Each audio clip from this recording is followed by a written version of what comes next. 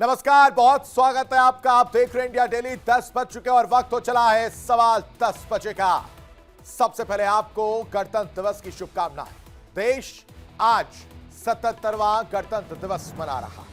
दिल्ली के कर्तव्य पथ पर भव्य परेड में शक्ति प्रदर्शन का आयोजन हो रहा है, जिसे पूरी दुनिया में देखा जा रहा है। इस शक्ति प्रदर्शन को देखकर पूरे भारतवासियों का जोश हाई है और इसे सैन्य परेड को देखकर पाकिस्तान के पसीने छूट रहे हैं। सवाल उठता है कि आज के इस दौर में पाकिस्तान भारत के सामने कितना टिकता है या फिर ठहरता है, क्योंकि आंकड़ों से लेकर कार्रवाई तक पाकिस्तान की क्या हालत रही है और क्या हालत है और आने वाले समय में क्या हालत होगी, वो अपने आप में आंकड़े बयां कर रहे हैं। अगर आंकड़ों की बात करें तो भारत का दम जो है वो अपने आप में बहुत कुछ बयां कर रहा है। भारतीय सेना की अगर बात की जाए तो भारतीय सेना के पास करीब करीब 22 लाख आर्मी जवान हैं, 4201 टैंक, करीब 1.5 लाख बख्तरबंद वाहन है और 100 सेल्फ प्रोपेल आर्टिलरी जो है वो देख लो, और 3975 खींच कर ले जाने वाली आर्टिलरी भी है। इसके अलावा अगर बात की जाए तो मल्टी बैरल रॉकेट आर्टिलरी की संख्या करीब 264 है। ये जो आप देख रहे हैं अपने नीचे, ये थल सेना 264 मल्टी बैरल रॉकेट आर्टिलरी जो है वो देख। भारत का दम किस तरह से बढ़ता हुआ नजर आया है। 47 के बाद से लेकर अब तक 26 तक, एक के बाद एक भारत हर स्थिति में मजबूत हुआ है और ये आंकड़े उसी को बयां कर रहे हैं। भारतीय एयरफोर्स की अगर बात की जाए तो भारतीय एयरफोर्स के पास 3,10,000 वायु सैनिक हैं और कुल 2,229 विमान हैं। यानी अगर हवा में लड़ना हो, मुंहतोड़ जवाब देना हो दुश्मनों को, और पाकिस्तान में मुंहतोड़ जवाब दिया गया था, किस तरह से दिया गया था वो किसी से छिपा नहीं। ऑपरेशन सिंदूर 3,10,000 वायु सैनिक है, ये हमारी ताकत है। और विमानों की अगर बात की जाए तो 2,229 विमान है, जिनमें 513 लड़ाकू विमान है भाई साहब, और 270 ट्रांसपोर्ट विमान है। कुल विमानों में करीब 130 हमला करने वाले हैं। 513 लड़ाकू विमानों में आप समझिए कि 130 जो ऐसे विमान हैं जो हमला कर सकते हैं कभी भी, किसी वक्त, 24 घंटे तैयार बैठे। उधर से ऑर्डर आया और इधर से टेक ऑफ, और टेक ऑफ करने के बाद कार्रवाई। 351 ट्रेनर और 6 टैंकर फ्लीट के विमान भी हैं। भारतीय सेना के तीनों अंगों के पास कुल हेलीकॉप्टरों की संख्या अगर बात की जाए तो 899 हैं, जिनमें 80 अटैक हेलीकॉप्टर हैं। भारतीय नेवी की अगर बात की जाए, जो आप देख रहे हैं, ये जो भारत का दम देख रहे हैं आप, देखिए भारतीय नेवी की अगर बात की जाए तो भारतीय नेवी के पास 1,42,000 नौसैनिक हैं। ये नौसैनिक नेवी के हमारे 1,42,000, जिसमें अगर बात की जाए कुल 293 पोत हैं, विमान पोत, जिनमें 2 विमान वाहक पोत हैं और 13 डिस्ट्रॉयर हैं, 14 फ्रिगेट्स हैं, 18 सबमरीन और 18 कॉर्वेट्स युद्ध पोत हैं। लॉजिस्टिक के तौर पर अगर बात की जाए तो भारतीय सेना के पास 311 एयरपोर्ट है भाई साहब। लॉजिस्टिक के हिसाब से देखिए, लॉजिस्टिक के तौर पर भारतीय सेना किस तरह से मजबूत है वो आप देखिए। 311 एयरपोर्ट्स हैं, 56 बंदरगाह और 63 लाख किलोमीटर की सड़क और 65,000 किलोमीटर की रेलवे कवरेज है। यानी हवा, जल और ये भारत की ताकत, इस ताकत के आगे पाकिस्तान कहीं नहीं ठहरता, क्योंकि आंकड़े अपने आप में बहुत कुछ बयान करें। भारत की ताकत आपने देखी, भारत का दम आपने देखा। पाकिस्तान की सैन्य शक्ति की अगर हम बात करेंगे तो ग्लोबल फायर पावर के अनुसार पाकिस्तानी सेना के पास करीब 13,11,000 आर्मी जवान हैं। अब आप देखिए, पाकिस्तान की सैन्य शक्ति की अगर बात की जाए तो 13,11,000 आर्मी जवान है। कहां हिंदुस्तान के आर्मी जवान और कहां ये पाकिस्तानी? 13 लाख। और इसमें नौसैनिक 1,24,000 नौसैनिक कहीं नहीं टिक रहे हैं। ये वायु सैनिक की बात की जाए 78,000 है, मतलब इसमें लाख की भी संख्या पूरी नहीं हो पा रही उनकी। कुल 1399 विमान जो है एयरफोर्स के देखने को मिल रहे हैं। तो पाकिस्तान की सैन्य शक्ति के आंकड़े देखिए आप, 328 लड़ाकू विमान है, 328 सिर्फ लड़ाकू विमान, 90 अटैक टाइप है, मतलब वो अटैक अगर करेंगे भी तो उनमें से 90 ही जो कहीं टिक नहीं पाएंगे और टिकते भी नहीं। 64 ट्रांसपोर्ट विमान है, ये इनके पास ठीक संख्या है। 565 ट्रेनर विमान है। ये पाकिस्तान के सैनिकों के आंकड़े हम बता रहे हैं, किस तरह से वो मजबूत है या नहीं है। ये आंकड़े अपने आप में डिफरेंशिएट कर रहे हैं भारत के मुकाबले या दूसरी जगह की अगर बात की जाए कि पाकिस्तान की स्थिति क्या है, वो आप इन आंकड़ों से समझिए। 4 टैंकर फ्लीट हैं और 373 हेलीकॉप्टर। ये एयरफोर्स, ये पूरा आंकड़ा है। 57 अटैक हेलीकॉप्टर है, 100 भी नहीं है, सिर्फ 57 हेलीकॉप्टर अटैक हेलीकॉप्टर। और थल सेना की अगर बात की जाए तो 2,627 टैंक है। इसके अलावा थल सेना किस तरह से, पाकिस्तानी थल सेना जो उसकी क्या स्थिति वो समझिए आप, 17,516 वाहन है। ये आंकड़े हैं पाकिस्तानी सेना के। पाकिस्तान किस तरह से इन आंकड़ों के जरिए आप समझिए कि कहां पर स्टैंड करता, वो कहां पर खड़ा है, जो हमेशा गीदड़ भभकी देता है, ये कर देंगे वो कर देंगे। तो भारत का दम आपने देखा और दूसरी तरफ आपने देखा पाकिस्तान का दम। तो पाकिस्तान की सैन्य शक्ति, थल सेना 600 मल्टी बैरल रॉकेट जो है आर्टिलरी, पाकिस्तानी सैन्य शक्ति की बात कर रहे हैं। कुल 121 युद्धपोत हैं और 9 फ्रिगेट्स हैं। पाकिस्तान की सैन्य शक्ति है, एक तरफ भारत और दूसरी तरफ पाकिस्तान। 9 कॉर्वेट्स हैं। हर मुकाबले में भारत इनसे कई ज्यादा, बहुत आगे। सबमरीन की बात करिए, पाकिस्तान के सैन्य शक्ति में सबमरीन कितनी है? 8। और इसी 8 सबमरीन के बल पर पाकिस्तान गीदड़ भभकी देता हुआ नजर आता है। 69 पेट्रोल वेसल्स हैं, यानी 69 पेट्रोल वेसल्स। सिर्फ 3 बंदरगाह हैं पाकिस्तानियों के पास। भारत और पाकिस्तान में जमीन आसमान का अंतर है हर चीज में। 116 एयरपोर्ट लॉजिस्टिक के, 60 मर्चेंट मैरीन फ्लीट है। ये पाकिस्तान की हालत है। और अब अगर देखा जाए तो पाकिस्तान कहां स्टैंड कर रहा है भाई साहब? बहुत पीछे है, बहुत ही ज्यादा पीछे है। उसके बाद भी पाकिस्तान की अकड़, पाकिस्तान की गीदड़ भभकी खत्म नहीं होती है। रक्षा विशेषज्ञ retired wing commander Ashok Shah भी हमारे साथ मौजूद हैं। बहुत स्वागत है सर आपका। हमारे साथ हुसैन जावेद पाकिस्तान के पत्रकार हैं। बहुत स्वागत है हुसैन साहब आपका भी।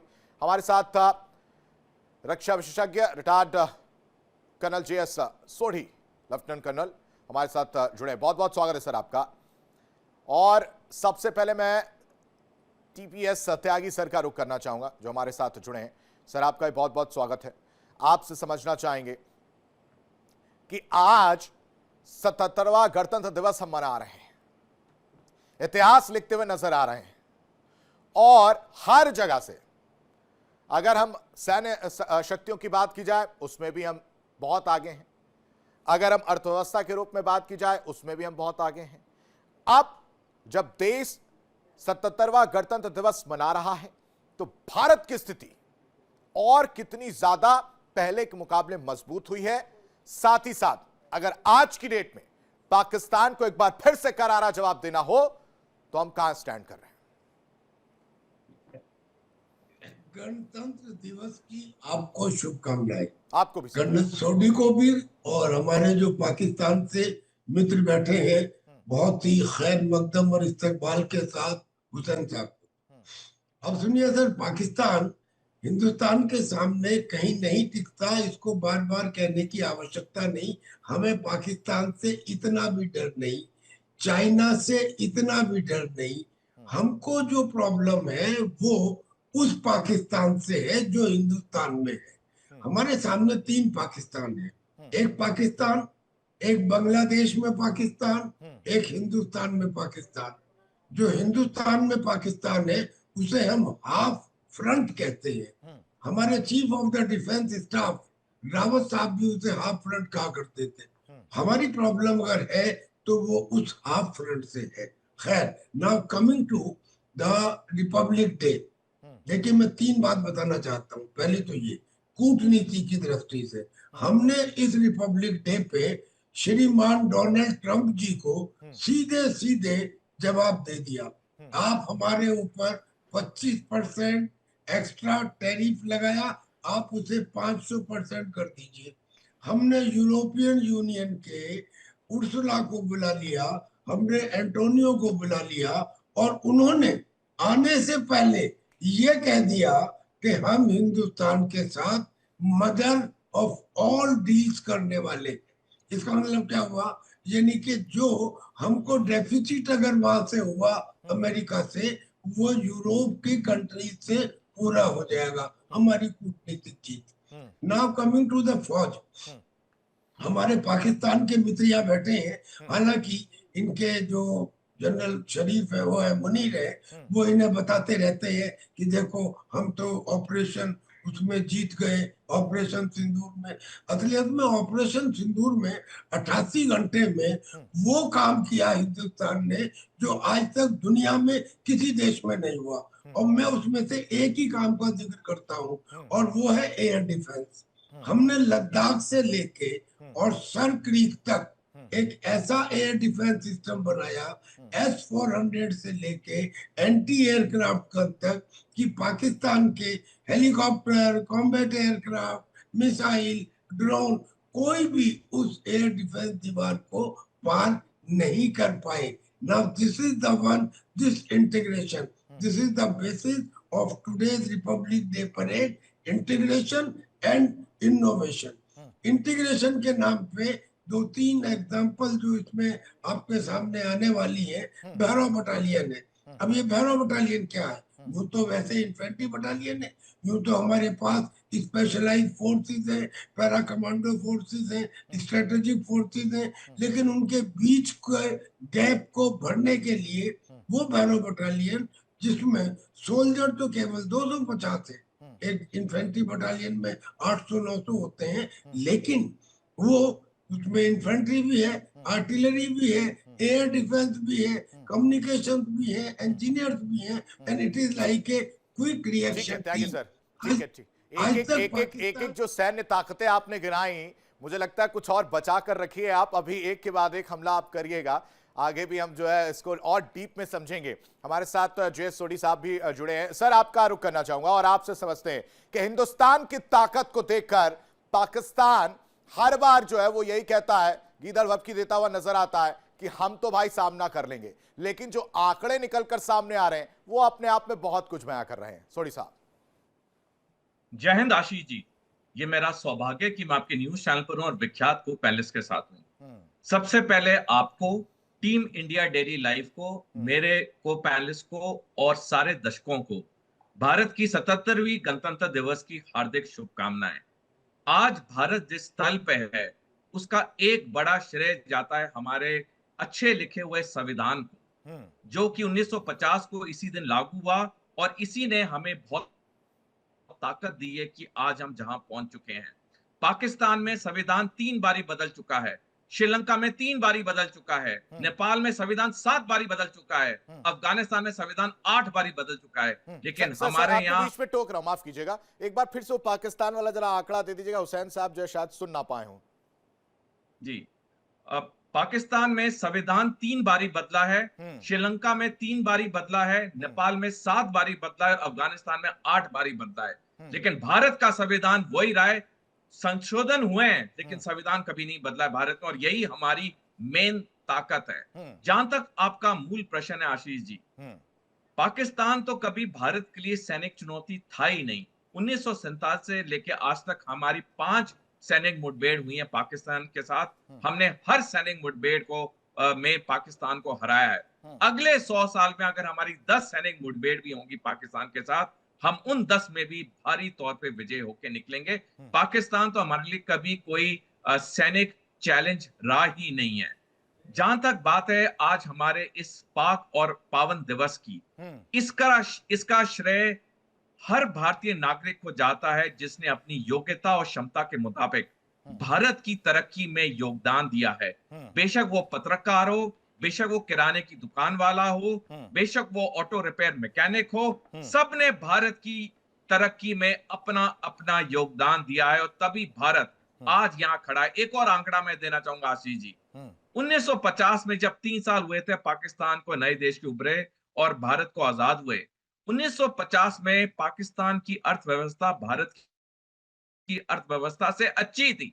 पाकिस्तान की पर कैपिटा जीडीपी 83.3 अमेरिकी डॉलर थी, भारत की कम थी 82.2 अमेरिकी डॉलर। लेकिन ऐसा क्या हुआ कि आज 2026 में भारत दुनिया की चौथी अर्थव्यवस्था बन चुका है, पाकिस्तान कंगाली की तरफ बढ़ चुका है। इसका श्रेय फिर मैं कहूंगा हमारे बहुत बढ़िया लिखे हुए संविधान को जाता है। ठीक है सर, जवाब ले लेते हैं। बचा कर रखिए अपनी ये हमले वाले जो बयान है, ये जो डेटा बचा कर रखिए। मुझे लगता है हुसैन साहब जो है वो बेचारे परेशान ना हो जाए। हुसैन साहब जवाब दीजिएगा, आपके यहाँ 3 बार बदला गया, हमारे यहाँ एक ही है और हम मानते हैं उसको और सबसे ऊपर रखते हैं। देश हमारे लिए सबसे पहले, संविधान हमारे लिए सबसे पहले। साथ ही साथ कहां खड़े हैं भाई साहब आप, किस गफलत में हैं और कौन से सपने आप देख रहे हैं, जरा हमें बताइए। कहां स्टैंड कर रहे हैं भारत के सामने? आंकड़े तो अपने आप में बहुत कुछ बयां कर रहे हैं सर, और अगर आंकड़े आप कहेंगे आपके पास, मैं वो आंकड़े भी पेश कर दूंगा। ये बैठा हुआ लेके दिखा भी रहा हूं जी। सबसे पहले तो आपका शुक्रिया कि आपने मुझे इनवाइट भी किया, और जो हमारे पैनलिस्ट हैं उनको भी सलाम।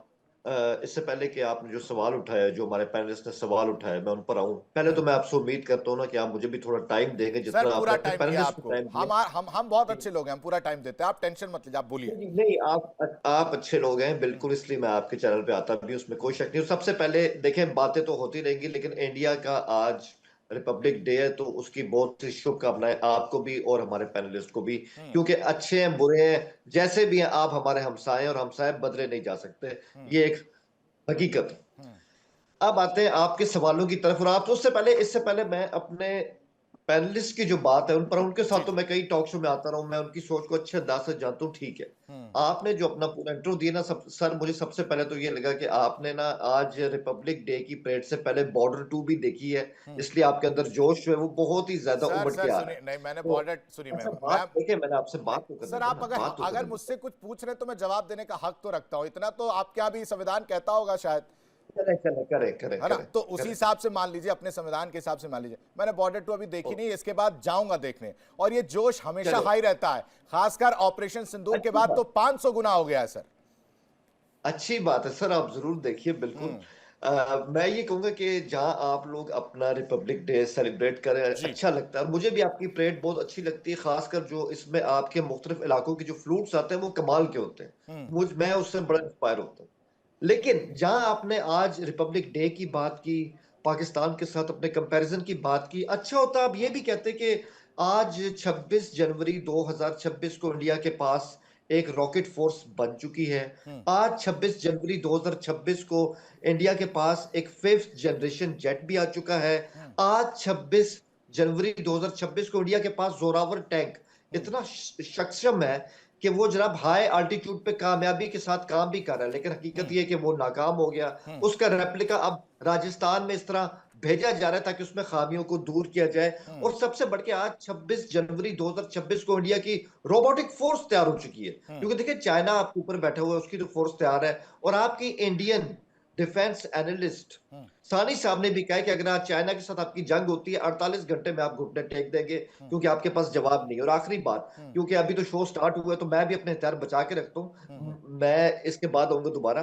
तो मैं यही कहूंगा कि मुझे बताएं इंडिया की थिएटर कमांड का क्या हुआ। आप तो कह रहे थे कि हम एक साथ 2 महाजों पे जंग कर सकते हैं, चाइना के साथ, पाकिस्तान के साथ, लेकिन मई में जो हुआ, आप मुझे छोड़ दें, मैं तो पाकिस्तानी हूं ना, आपको लगता है मैं वही बात करूंगा जो इंडिया के खिलाफ ही होगी। आप अमेरिका के फॉरेन पॉलिसी मैगजीन को पढ़ लीजिए, जिसने एक लाइन में कहा है कि मई की जंग में पाकिस्तान ने जो अस्करी। किस अमेरिका की बात कर रहे हैं आप, जो सुन आप लेना लोगों को पाल रहा है? किस अमेरिका की बात कर रहे हैं आप, जो खुद डबल देखिए, स्टैंडर्ड पर खड़ा है? उस अमेरिका की अगर आप बात कर रहे हैं फॉरेन पॉलिसी सर, मैगजीन कम से कम देखें, जिस अमेरिका की बात बात कर तो रहे सुनिए मेरे भाई। हैं वो तो अरे समझिए मेरे भाई, आप। बात तो सुन ठीक ले। है, हाँ बोलिए बोलिए, कंप्लीट करिए, फिर मैं त्यागी सर का रुख करूंगा, बोलिए।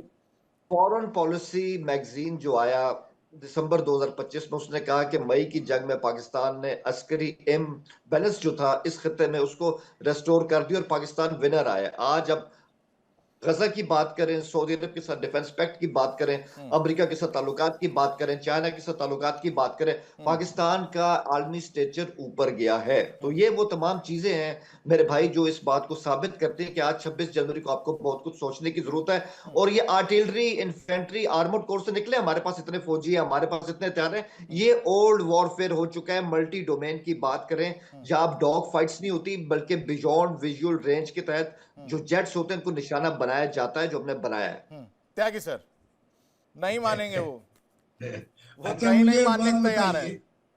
बताइए, मुझे एक बात बताइए, 50 मैगजीन्स के अंदर भी हाँ। अगर ये लिख दिया जाए हाँ। कि पाकिस्तान ने अच्छा काम किया और जीत हासिल की, तो क्या वो सच हो जाएगा?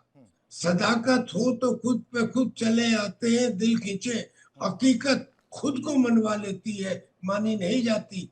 माय फ्रेंड, जो सैटेलाइट की पिक्चर्स हैं, जो वीडियोस हैं, जो विजुअल्स हैं, जो आपके एयरफील्ड में क्रेटर बने थे और जिसको ठीक कराने के लिए आपने ठेके छोड़े थे, और जो वो कॉन्ट्रैक्ट थे वो पब्लिक डोमेन में है, क्या वो प्रूफ नहीं है कि आपको नुकसान पहुंचा?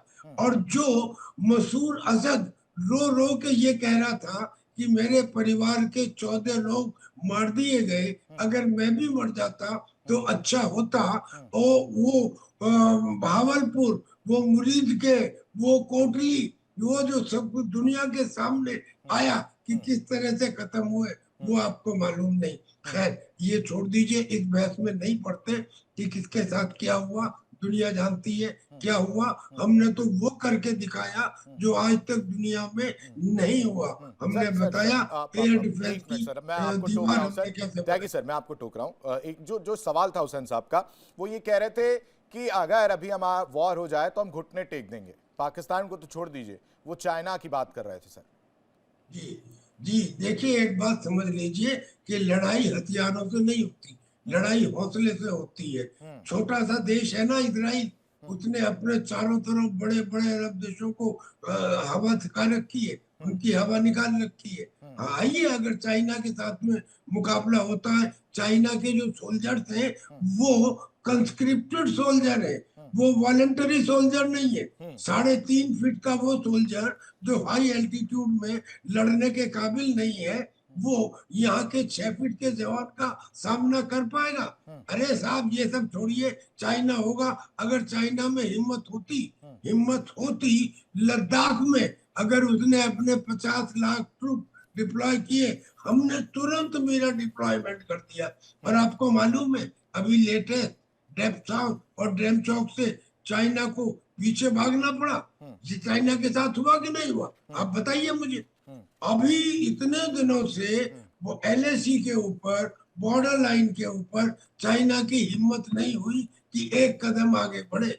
एक पुराने जमाने में कभी उसने स्लाइसिंग कर ली होगी, सलामी स्लाइसिंग, अब नहीं है। अब चाइना को बता दिया गया है, अब चाइना तो पाकिस्तान को साइड लाइन करेगा, क्योंकि उसके ये समझ में आ गया कि पाकिस्तान उसके सीपीईसी को सुरक्षा देने में इनकैपेबल है। जो लोग उसके चाइना के काम कर रहे हैं हाँ। बलूचिस्तान में, उनको इनकैपेबल है। बताइए हुसैन आहिस्ता साहब। ठीक है सर, जवाब ले लेते हैं, आहिस्ता चाइना पे जवाब ले लेते हैं जरा, बहुत देर से वो पूछ भी रहे थे। हुसैन साहब, सेटिस्फाइड हो गए आप जी, जी। आंसर से, इस हमले से सेटिस्फाइड हो गए त्यागी सर के रॉकेट लॉन्चर से? देखिए, बात ये, मैं वही बात कर रहा था कि अब आप इसमें रॉकेट लॉन्चर की बात करना, ये त्यागी, वो अरे हिसार सर है मैं जो इसलिए कह रहा हूं कि त्यागी सर के जवाब फैक्चुअल होते हैं और एकदम उसी स्टाइल में होते हैं, तो मैं थोड़ा सा मैं उनके उसी को बोल रहा हूं। मेरे बताइए, रॉकेट मेरे मैं भाई समझ सकता हूं मेरे तकलीफ भाई आपकी, रॉकेट लॉन्चरों से आपको बहुत तकलीफ है, मैं समझ सकता हूं। ठीक है, बोलिए, आप तो सेटिस्फाइड होंगे एक आप। मिनट ठहरे। हम्म। त्यागी साहब के इंटेलेक्ट को मैं बिल्कुल चैलेंज नहीं कर रहा, मैं उनकी बात सुनता हूँ, वो मेरी बात सुनते हैं। बातचीत चलनी इस तरह चलती रहनी चाहिए, इंपॉर्टेंट चीज ये होती है। लेकिन मैं वही बात करूं, आपने शब्द इस्तेमाल किया रॉकेट लॉन्चर, और मेरे भाई रॉकेट लॉन्चर अब ऑब्सोलीट किस्म की टेक्नोलॉजी बन गई। आपके ख्याल है कि इन चीजों से अब जंग जीती जा सकती है? आप किस दुनिया में रह रहे हैं? असल में पता है क्या, सर मैं इंडिया को जो 26 की दुनिया घमंड में है रह ना, रहा हूं, एक मैं सुनिए उसी दुनिया में रह रहा हूं जहां आप पर एक जवाब बात, दिया गया है, आप जहां सबर पर से, आप जवाब सबर दिया से गया है सुनते सर, नहीं है ना, यही तो इसलिए समस्या है, आप मानते नहीं है। खैर ठीक है, आप सबर से बात सुनिए बोलिए। यार। आपने थोड़ी देर पहले कुछ यार, कहा था, उसको मैं बता देता हूं, आपने दम दिखाने की कोशिश की थी, मैं उसका जिक्र कर देता हूं। परमाणु हथियारों की अगर आप बात करेंगे उसमें भी हम आगे हैं, मिसाइलों की अगर बात करेंगे उसमें भी हम आगे हैं, तो आप कहां स्टैंड कर रहे हैं सर? क्यों इतना जो है ओवर कॉन्फिडेंस पाकिस्तान दिखा रहा है? जरा मेरे मुझे भाई बताइए क्या है आपके देखिए, पास। चलिए मैं आपको अच्छा समय देता हूं, आप मुझे बता दीजिए कि आपके पास क्या है ऐसा जिससे आप खुला चैलेंज दे रहे हो, और फिर उसके बाद सोडी साहब का मैं रुख करूंगा आप ही के उस बयान के बाद। चलिए हुसैन साहब, ऑल योर्स। देखिए, ओके, देखिए, हमें कोई इंडिया को चैलेंज करने की जरूरत नहीं है। मई में आप लोगों ने ही हमें चैलेंज किया था, हमने आप पे कोई हमला नहीं किया था पहले। एक तो बात ये है। दूसरी बात, हमें हिंदुस्तान को सामने रख के ना, हम अपनी हर चीज की पॉलिसी नहीं बनाते। हमें अपना डिफेंस अपनी रिक्वायरमेंट्स के हिसाब से मजबूत करना है। अगर आपके पास इतने फ्रिगेट्स हैं, आपके पास इतनी सबमरीन्स हैं, तो वो क्योंकि आपका जो समंदर है, जो आपका साहिल है, वो बहुत ज्यादा वास्ट है एज कम्पेयर टू पाकिस्तान। हमारा 700 किलोमीटर की साइली पट्टी, हमने उसके हिसाब से अपने 3 अड्डे बनाने हैं, जो हमारे लिए बहुत काफी भी है। एक चीज तो ये है। दूसरा, आपने एयरफोर्स की बात की। देखिए, दुनिया में अब ये चीज एस्टेब्लिश हो चुकी है, जंगों में एयरफोर्स का किरदार सबसे ऊपर हो गया, बाकी सब चीजें बैकग्राउंड में जा चुकी हैं। इसको दुनिया की एयरफोर्स मानती है, हर मुल्क मानता है। आज की तारीख में हिंदुस्तान के पास वही बात है ना, मैं भी यही बात करूंगा जी, कि 26 जनवरी 2026 को हिंदुस्तान के पास एक्टिव 29 स्क्वाड्रन है एयरफोर्स के।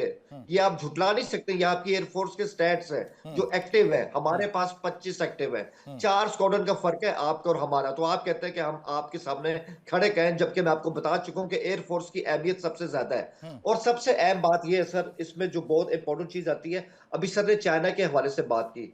ये बात आप लिख लीजिए कि चाइना आपसे जंग करना नहीं चाहता, क्योंकि चाइना के लिए आप कोई खतरा नहीं। और चाइना की पॉलिसी हमेशा यही रही कि इंडिया में हमारे साथ बात करे, और पाकिस्तान, चाइना, इंडिया मिल के आगे चले। लेकिन इंडिया को इस बात की समझ नहीं आती कि आपको RIC का हिस्सा नहीं बनना, रशिया, इंडिया, चाइना। तो हकीकत दुनिया की बदल चुकी है। सबसे बढ़ के इंडिया की फॉरेन पॉलिसी सर आज कहां खड़ी है? साउथ एशिया में, जो हमारा ये साउथ एशिया है, भूटान के अलावा आपके ताल्लुकात किससे है? बांग्लादेश के साथ आप कहां खड़े हैं? पाकिस्तान के साथ आप कहां खड़े हैं? आलमी ताकत अमेरिका के साथ आप कहां पे खड़े हैं? चाइना को तो छोड़ दीजिए, एक रूस आपके साथ था, उसके साथ आपकी SU-57 की डील होनी थी, वो भी नहीं हुई। तो मुझे पता है दुनिया में हिंदुस्तान खड़ा कहां है आज, ये आपकी खारजा पॉलिसी कर क्या रही है? ठीक है सॉरी साहब।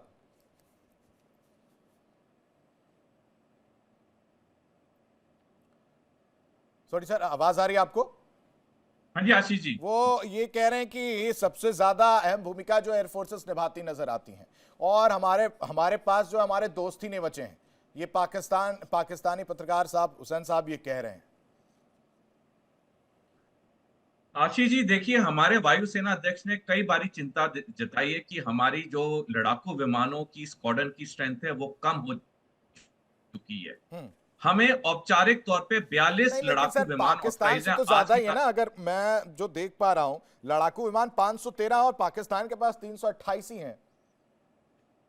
आशीष जी, हमारे लिए पाकिस्तान सैनिक चुनौती नहीं है, मेरे को कंप्लीट करने दीजिए। जी जी। तो हमारे वायुसेना अध्यक्ष ने बोला कि हमारे लड़ाकू विमानों के स्क्वाड की स्ट्रेंथ कम है, क्योंकि अब हम 2 फ्रंट वॉर की बात कर रहे हैं जी। हमारे यहाँ ऑथराइज 42 स्क्वाड्रन्स है, हमारे पास 29 है। पिछले साल 17 अक्टूबर को standing parliament committee for defence को ये आंकड़े पेश किए गए कि हमारे पास 55 स्क्वाड्रन होने चाहिए टू फ्रंट वॉर के लिए। चीन के पास आज की तारीख में 75 स्क्वाड्रन है लड़ाकू विमान के, पाकिस्तान के पास 25 हैं। तो ये जो हमारे वायुसेना अध्यक्ष बार बार चिंता जाहिर कर चुके हैं कि हमारे लड़ाकू विमानों की तादाद कम है, ये बात उनकी बिल्कुल सही है। जहां तक बात है इस डेफिशिएंसी को कंप्लीट करने की, हम रफेल के साथ सौदा करने के लिए एडवांस स्टेजेस पे हैं। अभी हस्ताक्षर नहीं हुए लेकिन बातचीत एडवांस स्टेजेस पे है। लेकिन डेफिनेटली जैसे हमारे सीनियर अफसर, मैं एक और बात बताना चाहूंगा, पिछले साल 9 जुलाई को जनरल अनिल चौहान जो कि भारतीय सशस्त्र बल के चीफ ऑफ डिफेंस स्टाफ है, उन्होंने बयान दिया जिस तरह से चीन, पाकिस्तान और बांग्लादेश की नजदीकियां बढ़ रही हैं, ये आने वाले समय में भारत की सुरक्षा और अखंडता के लिए दिक्कत पैदा करेंगी। तो ये जो हमारे सीनियर मिलिट्री ऑफिसर कह रहे हैं, उनकी बातों में बहुत दम है और उसके लिए हमारे प्रयास भी चल रहे हैं कि हम ये डेफिशिएंसी को जल्दी से जल्दी भरें, क्योंकि हमारे लिए सैनिक चैलेंज पाकिस्तान ना था ना रहेगा। हमें टू फ्रंट वॉर की तैयारी करनी है, बल्कि हमें अब 3.5 फ्रंट वॉर की भी तैयारी करनी है। बांग्लादेश बेशक सैनिक तौर पे मोर्चा खोले ना खोले भारत के खिलाफ, लेकिन प्लानिंग तो हमें करनी पड़ेगी जो 5 अगस्त 2024 तक हम नहीं करते थे। हमें यकीन था कि भूटान और बांग्लादेश हमारे अटूट मित्र हैं, आधा फ्रंट जो हमारे अंदर है। तो आज भारत पे 3.5 फ्रंट वॉर का एक वॉर थ्रेट है और उसके लिए हमारे सेना के बड़े बड़े अफसर बार बार जगह जगह पे इसकी चिंता जताते आ रहे हैं। त्यागी सर। अरे सर, चिंता की कोई बात नहीं है। तेजस के कई स्क्वाड्रन हमको बहुत शीघ्र मिलने वाले हैं। 29 बेशक है, इसमें हुसैन साहब भी सही कह रहे हैं, कर्नल थोड़ी भी सही कह रहे हैं कि एयरफोर्स में कुछ स्क्वाड्रन्स की कमी है, लेकिन उसके बावजूद भी हमने ऑपरेशन सिंदूर में उस कमी के रहते हुए भी वो कर दिखाया जो कल्पना से परे है। लिहाजा बहुत ज्यादा नंबर के ऊपर ताकत को नहीं आंका जाता, टेक्नोलॉजी पे आंका जाता है, आपके शौर्य और आपके विश्वास पे आंका जाता है। मैंने आपको इजराइल का उदाहरण दिया था। तो खैर, ये तो एक बात हो गई, लेकिन आज 26 जनवरी है, आज संविधान की समीक्षा का भी दिन है। हम संविधान के बारे में बहुत बढ़िया बात बताई सोनी साहब ने। एक बात हम बताना चाह रहे हैं, पाकिस्तान और चाइना से हमें कोई खतरा नहीं है, और ये सही कहा हुसैन साहब ने कि चाइना हमको अपना दुश्मन नहीं मानता, बड़ी अच्छी बात है। और वो ये चाहता है कि RIC हो जाए, ब्रिक्स की मीटिंग और SCO की मीटिंग इसकी गवाह है। That is very nice. पर मैं एक बात कह रहा हूँ, हम समीक्षा के बारे में, हमारे संविधान में जो हमारे यहाँ की नागरिकता है, उस नागरिकता को जोड़ा गया जो यहाँ पैदा हुआ है। अगर उस नागरिकता को आस्था से जोड़ा जाता, यानी कि वो व्यक्ति जो इस देश में और इस देश के कस्टम में आस्था रखता है, उसको नागरिकता दी जाएगी। तो ये जो हाफ फ्रंट है जिसकी वजह से हमें प्रॉब्लम है, ये 3.5 से प्रॉब्लम नहीं है, 3 से प्रॉब्लम नहीं है, हमें सिर्फ हाफ फ्रंट से प्रॉब्लम है। वो हाफ फ्रंट ना आया होता, ना बड़ा होता। अगर ये काम अब भी कर दिया जाए, मैं आपके चैनल के थ्रू एक ये सजेशन दे रहा हूँ कि संविधान के अंदर बदला ना जाए, एक संबोधन कर दिया जाए कि वही यहाँ का नागरिक होगा जो यहाँ जन्मा है, प्लस जिसे इस देश में आस्था है। ये आस्था को ऐड नहीं किया गया है। एक बात, एक और बात, इसी संविधान की धारा 51A में 11 कर्तव्य बताए गए हैं।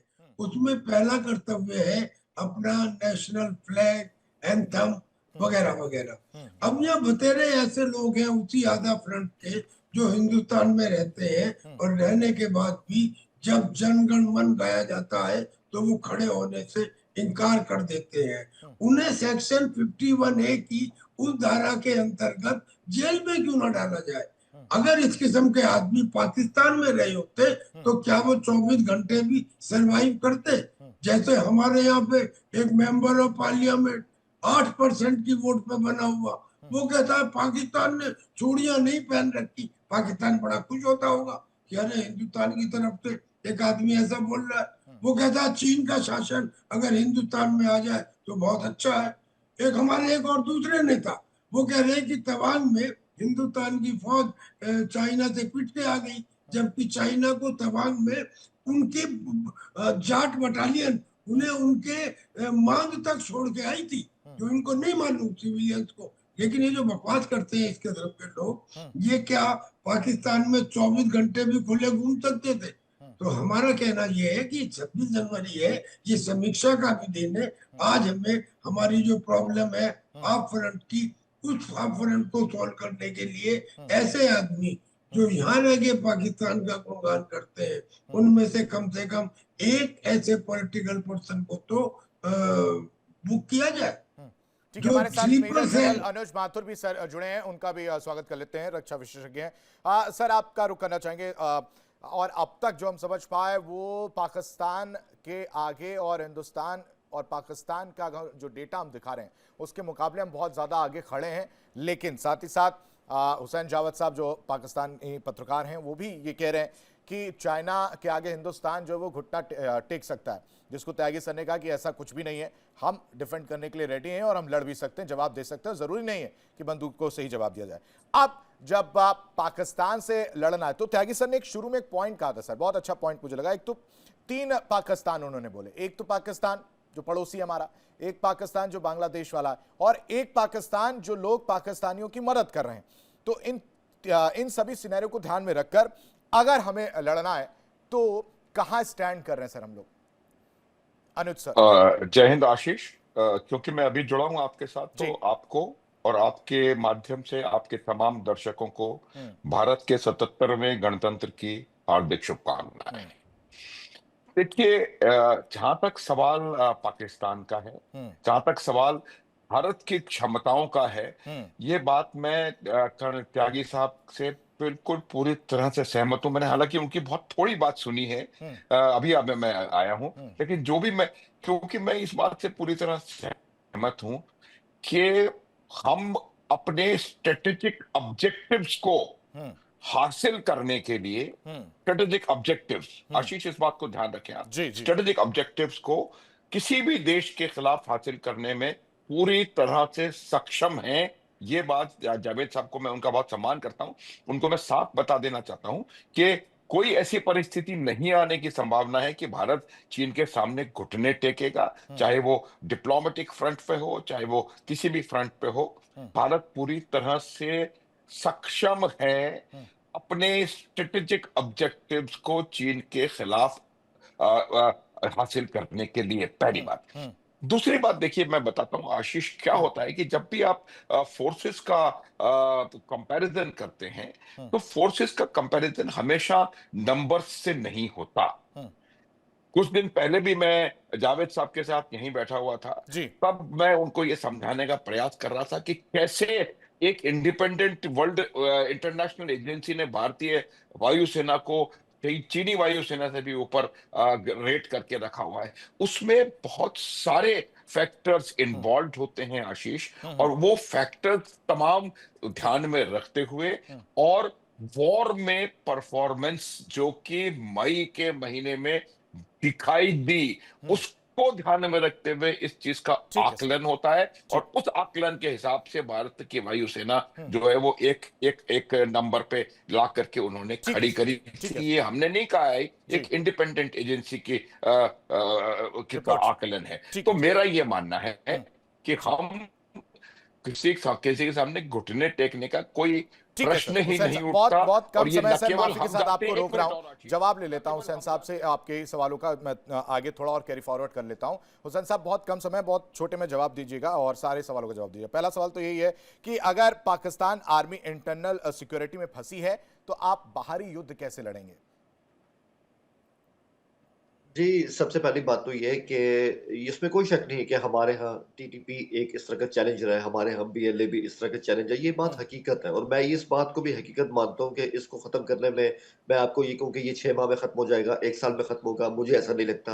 हो सकता है कि इसमें 1.5 साल लगे, 2 साल लगे, लेकिन एक बैलेंस होता है आशीष, इसमें एक बैलेंस होता है जी। कि जहां बात जब आपके बॉर्डर्स की आती है ना, उस हिसाब से आप जो अपनी फोर्सेज है उनकी डिप्लॉयमेंट करते हैं। और जनरल साहब ने सही कहा, नंबर डिपेंड नहीं करते सर, नंबर आज की जंग में डिपेंड नहीं करते, डिपेंड करता है आपकी ट्रेनिंग का म्यार।